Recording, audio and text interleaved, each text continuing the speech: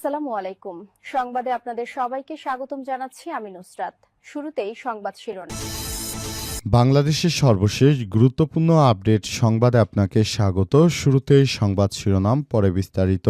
প্রথমেই জানাবো আমাদের হাতে থাকা সর্বশেষ গুরুত্বপূর্ণ সবথেকে তাজা আপডেট সংবাদ। কুষ্টিয়ায় জামাত বিএনপির ব্যাপক সংঘর্ষ, আহত ৭। কুষ্টিয়া ৪ কুমারখালী খোকসা আসনে ভোট চাওয়াকে কেন্দ্র করে জামাত ও বিএনপির নেতাকর্মীদের মধ্যে ব্যাপক সংঘর্ষের ঘটনা ঘটেছে। এতে উভয় পক্ষের অন্তত ৭ জন আহত হয়েছে। আজ জেলার খোকসা উপজেলার মাশালিয়া বাজারে এই ঘটনা ঘটে বলে জানা গেছে। এরপর জানাবো জামাতের ৪১ দফা নির্বাচনী ইশতেহার ঘোষণা। আসন্ন ত্রয়োদশ জাতীয় সংসদ নির্বাচনকে সামনে রেখে আনুষ্ঠানিকভাবে নির্বাচনী ইশতেহার ঘোষণা অনুষ্ঠান শুরু করেছে জামাত ইসলাম। দলটি তাদের ইশতেহারের নাম দিয়েছে জনতার ইশতেহার। রাষ্ট্র সংস্কার, সুশাসন এবং আত্মনির্ভর বাংলাদেশের রূপরেখাকে সামনে রেখে এই ইশতেহার উপস্থাপন করা হচ্ছে। এদিকে বিএনপি ক্ষমতায় গেলে ফরিদপুরকে বিভাগ করা হবে বললেন তারেক রহমান। বিএনপি চেয়ারম্যান তারেক রহমান বলেছেন, আমরা যদি ক্ষমতায় যেতে পারি তাহলে আগামীতে বাংলাদেশের ফরিদপুর জেলাকে বিভাগ করা হবে। তবে ইতিমধ্যেই অন্তর্বর্তীকালীন সরকারের প্রধান উপদেষ্টা ফরিদপুরকে বিভাগ হিসেবে ঘোষণা করেছেন। তবে কয়েকটি জেলা ফরিদপুরের বিভাগ হয়নি আপত্তি জানানোর ফলে আপাতত বিভাগ হওয়ার বিষয়টি এই মুহূর্তে স্থগিত রয়েছে। জানাবো সারা দেশে ১,০৫১ জন নির্বাহী ম্যাজিস্ট্রেট নিয়োগ দিয়ে প্রজ্ঞাপন জারি করল সরকার। ত্রয়োদশ জাতীয় সংসদ নির্বাচনে দায়িত্ব পালনের জন্য সারা দেশে ১,০৫১ জন নির্বাহী ম্যাজিস্ট্রেট নিয়োগ দিয়েছে সরকার। আজ জনপ্রশাসন মন্ত্রণালয়ের পেশনা ২ শাখা থেকে এ বিষয়ে প্রজ্ঞাপন জারি করা হয়েছে বলে বলা হচ্ছে। এবং সর্বশেষ জানাবো কর্নেল অলির কথায় জিয়াউর রহমানের অবদান প্রশ্নবিদ্ধ হওয়ার সুযোগ নেই বললেন ডক্টর রেদওয়ান আহমেদ। সম্প্রতি liberal Democrat party LDP chairman colonel অলি আহমেদ কিনে মুক্তিযুদ্ধে সেনাবাহিনীর প্রথম বিদ্রোহের প্রসঙ্গকে প্রশ্নবিদ্ধ করা কথা বলে মন্তব্য করেছেন এলডিপির সাবেক মহাসচিব, কুমিল্লা ৭ চান্দিনা আসন থেকে বিএনপির মনোনীত প্রার্থী ডক্টর রেদওয়ান আহমেদ। প্রিয় দর্শক, এতক্ষণ শুনছিলেন সংবাদ শিরোনাম, এবারে বিস্তারিত।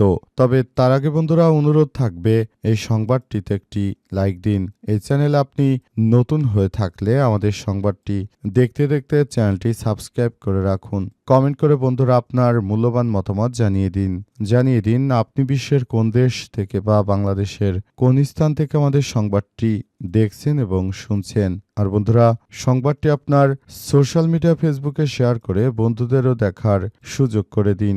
গাজা যুদ্ধে আপনি যদি নিরীহ ফিলিস্তিনিদের ভালোবেসে থাকেন, কমেন্টে ইয়েস লিখে পুরো বিশ্বকে জানিয়ে দিন। এবারে বিস্তারিত। কুষ্টিয়ায় জামাত বিএনপির সংঘর্ষ, আহত ৭। কুষ্টিয়া ৪ কুমারখালী খোকসা আসনে ভোট চাওয়াকে কেন্দ্র করে জামাত ও বিএনপির কর্মী সমর্থকদের মধ্যে সংঘর্ষের ঘটনা ঘটেছে। এতে উভয় পক্ষের ৭ জন আহত হয়েছে। আজ জেলার খোকসা উপজেলার মাশালিয়া বাজারে এই ঘটনা ঘটে। হামলার ঘটনায় একে অপরকে দোষারোপ করেছে বিএনপি ও জামাত ইসলাম। এই ঘটনায় আহত হলে বিএনপির ৩ জন এবং জামাতের ৪ জন কর্মী সমর্থককে খোকসা উপজেলা স্বাস্থ্য কমপ্লেক্সে ভর্তি করা হয়েছে বলে জানা গেছে। তারা মূলত ভোট চাওয়াকে কেন্দ্র করে এই ধরনের সংঘর্ষে জড়িয়েছিল বলে পুরো বিষয়টি জানা গেছে। হঠাৎই দেশের বিভিন্ন জায়গায় এই ধরনের অনাকাঙ্ক্ষিত ঘটনাগুলো ঘটছে এবং এই ধরনের ঘটনা থেকে সবাইকে বেরিয়ে আসতে হবে। পুরো বাংলাদেশের মানুষ এখন আর এই অনাকাঙ্ক্ষিত ঘটনা ঘটুক এই বিষয়টি কোনোভাবেই গ্রহণ করছে না। আশা করা হচ্ছে আগামী জাতীয় সংসদ নির্বাচনের আগে সবাই আরও বেশি দায়িত্বশীল ভূমিকা পালন করবে এবং এসব বিষয় নিয়ে সবাই কাজ করবে বলে বলা হয়েছে এবং এই বিষয়গুলোকে অত্যন্ত গুরুত্ব সহকারে দেখা হচ্ছে এবং বাংলাদেশের প্রতিটি জায়গায় এখন অনেক বেশি সাধারণ মানুষ কাজ করছে এবং তারা জানিয়েছে যে এই ধরনের ঘটনা আসলে খুবই গুরুত্ব সহকারে দেখা হচ্ছে এবং বিএনপির সন্ত্রাসীরা জামাতের নেতাকর্মীদেরকে এই বিষয়টি দেখতে হবে। জামাত ইসলামের ৪১ নির্বাচনী ইশতেহার ঘোষণা। আসন্ন ত্রয়োদশ জাতীয় সংসদ নির্বাচনকে সামনে রেখে আনুষ্ঠানিকভাবে নির্বাচনী ইশতেহার ঘোষণা করেছে জামাত ইসলাম। এ বিষয়ে নির্বাচনী ইশতেহারে যে ২৬টি বিষয় অগ্রাধিকার দেয়া হবে এগুলো হচ্ছে: জাতীয় স্বার্থে আপোষহীন বাংলাদেশ গড়ে তোলা এই স্লোগানের আলোকে স্বাধীনতা, সার্বভৌমত্ব এবং জাতীয় স্বার্থে আপোষহীন রাষ্ট্র গঠন করা, ২ বৈষম্যহীন ন্যায় ও ইনসাফভিত্তিক একটি মানবিক বাংলাদেশ গঠন করা, ৩ যুবকদের ক্ষমতায়ন এবং রাষ্ট্র পরিচালনায় তাদের প্রাধান্য দেয়া, ৪ নারীদের জন্য নিরাপদ, মর্যাদাপূর্ণ এবং অংশগ্রহণমূলক রাষ্ট্র গঠন করা, ৫ আইনশৃঙ্খলা পরিস্থিতি উন্নয়ন করা, ৬ প্রযুক্তি নির্ভর আধুনিক স্মার্ট সমাজ গড়ে তোলা, ৭ প্রযুক্তি, ম্যানুফ্যাকচারিং, কৃষি ও শিল্পসহ নানা সেক্টরে ব্যাপকভাবে কর্মসংস্থান সৃষ্টি করা, সরকারি চাকরিতে বিনামূল্যে আবেদন, মেধার ভিত্তিতে নিয়োগ ও সব ধরনের বৈষম্য দূর করা,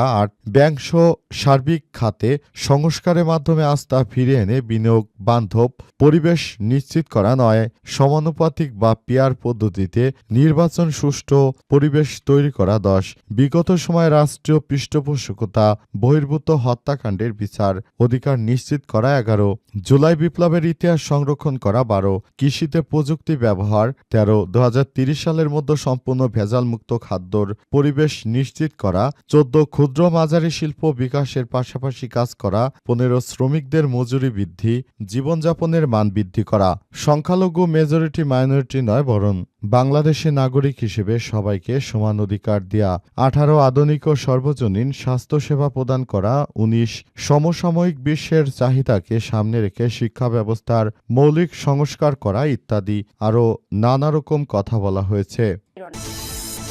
বিএনপি ক্ষমতায় গেলে ফরিদপুরকে বিভাগ করা হবে বললেন তারেক রহমান। বিএনপির চেয়ারম্যান তারেক রহমান বলেছেন, আমরা যদি ক্ষমতায় যেতে পারি তাহলে আগামীতে ফরিদপুরকে বিভাগ করা হবে, কিন্তু সরকারের পক্ষ থেকে ফরিদপুরকে ইতিমধ্যেই বিভাগ হিসেবে ঘোষণা করা হয়েছে। কুমিল্লাকেও বিভাগ হিসেবে ঘোষণা করা হয়েছে, তবে নানা জটিলতার কারণে আপাতত বিভাগ পুরোপুরি কার্যকর হওয়ার বিষয়টি এখন পর্যন্ত আপাতত স্বাভাবিক প্রক্রিয়ায় চলছে বলে জানা গেছে এবং জন্য মূলত এই বিষয়গুলো এভাবেই চলছে।